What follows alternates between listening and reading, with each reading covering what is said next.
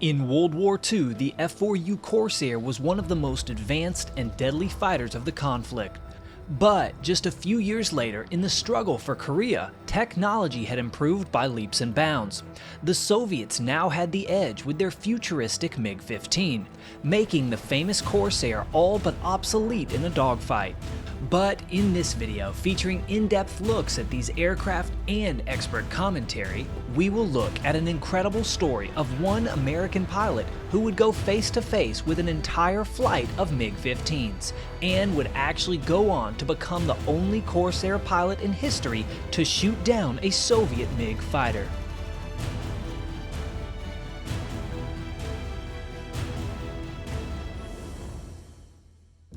You probably know that this is an F4U Corsair, and what if I told you that using this video's sponsor, you could actually get one of these beautiful warbirds? Not this one though, this one.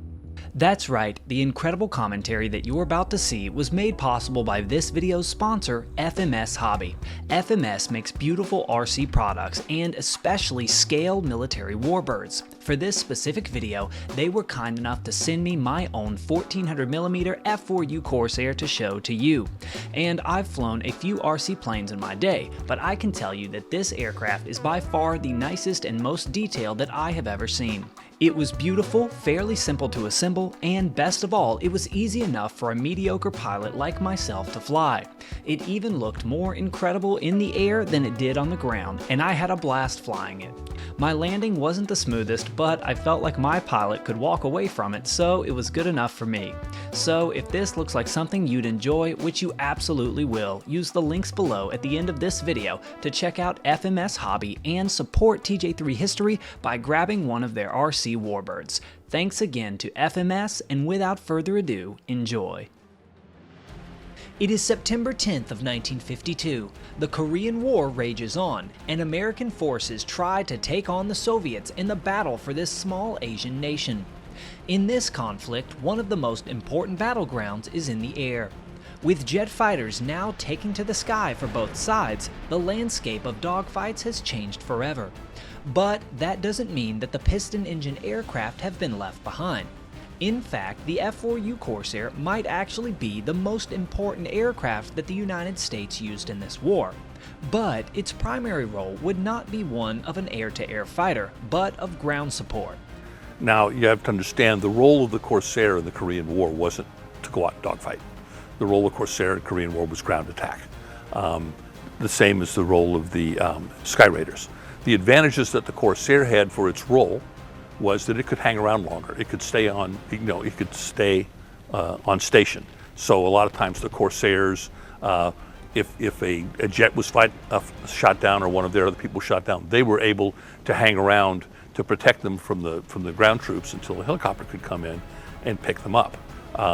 The MiGs and all the jets couldn't stay on station for any period of time because their fuel consumption was so high.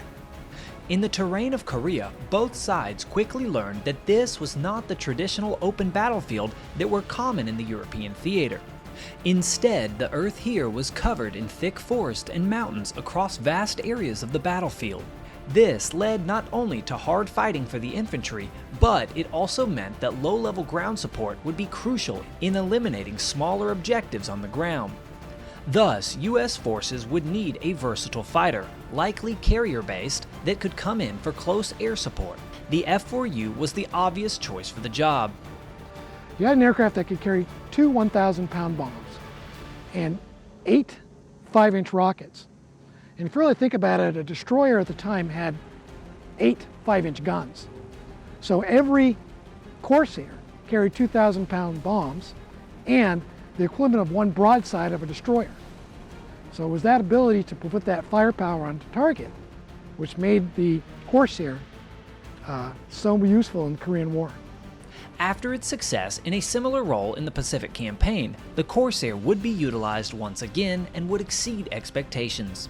Whenever troops in the thick forest below needed air support, or whenever frontline targets appeared, the Corsair was there to rain fire down upon them. But unlike the Pacific in World War II, the F4U had to try and fight exclusively in this role, avoiding air-to-air engagements. This was because for this role, it often meant that the Corsairs were at the lower altitudes, scanning for targets in the ground and thick treetops below.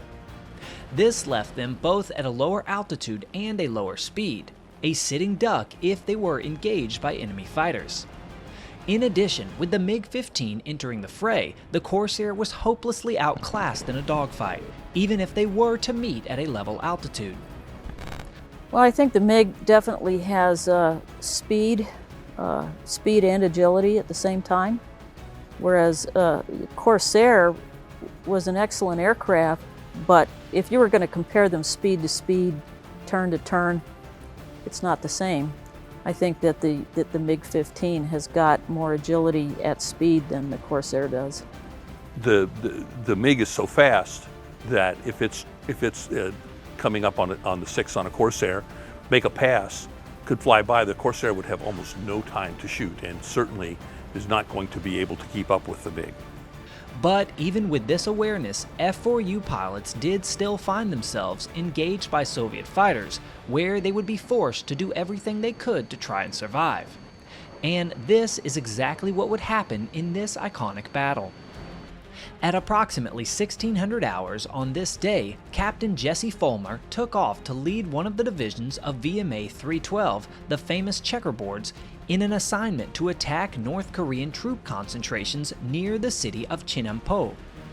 The group of American Corsairs took off from their carriers and formed up, then shortly thereafter found themselves over the terrain of North Korea.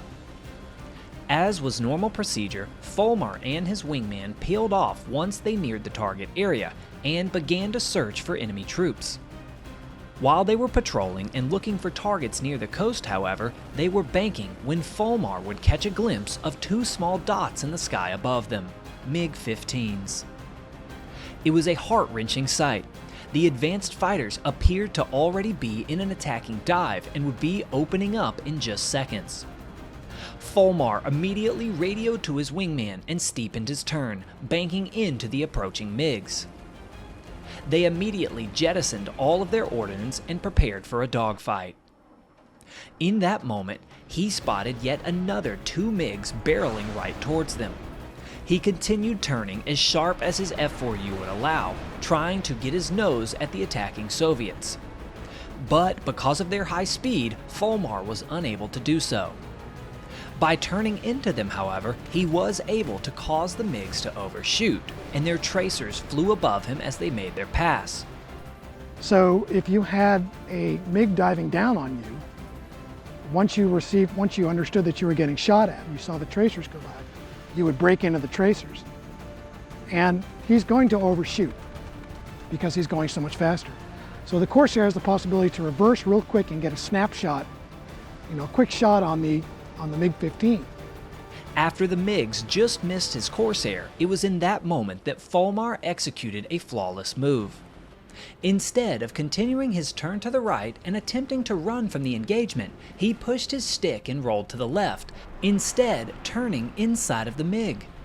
This gets into the whole thing. If you turn, but he's only pulling 1 or 2 Gs, you're never going to catch up to him. He's just going to go away from you. But if he decides to come in really hard to you and you kind of can stay in his 6, now when he gets slow, it's going to take him a little bit to get his speed back. And there's some airplane during that time, if I can get him turned and slow, I might have a chance, as long as I'm behind him. If I'm in front of him, I got a problem.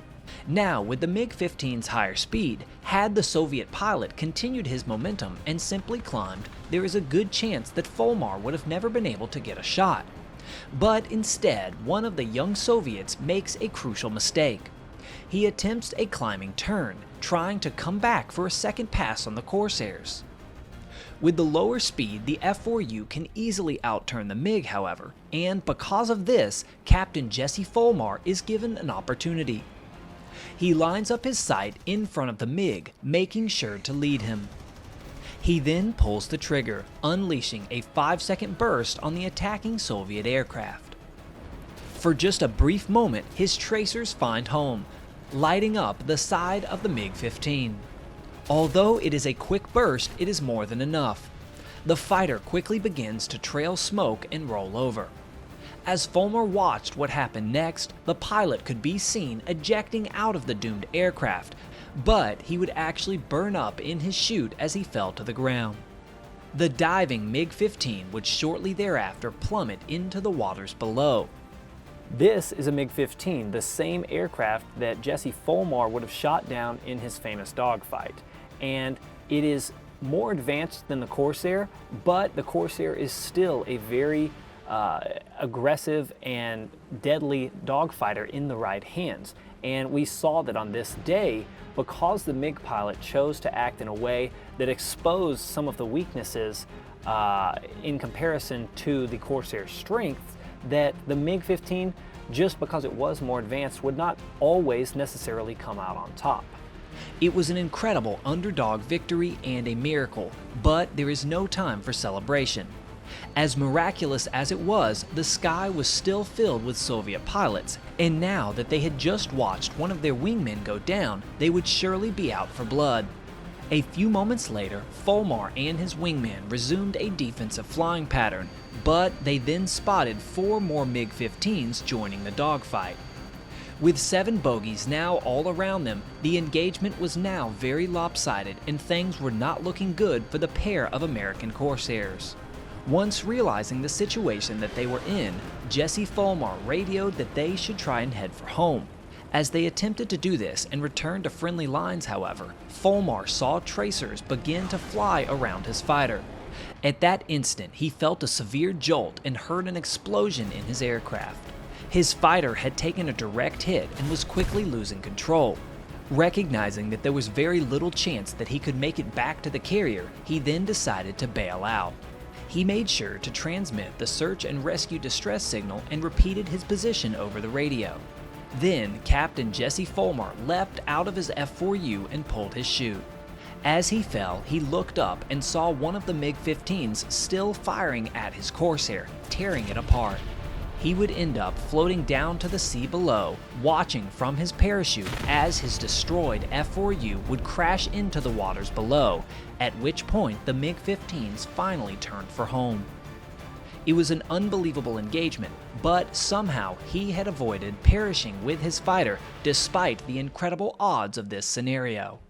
Because of his actions, Captain Jesse Fulmar was able to allow his wingman to return safely back to base, and he would be awarded the Silver Star. After landing in the water below, he would float for approximately 8 minutes before he was rescued by an American seaplane.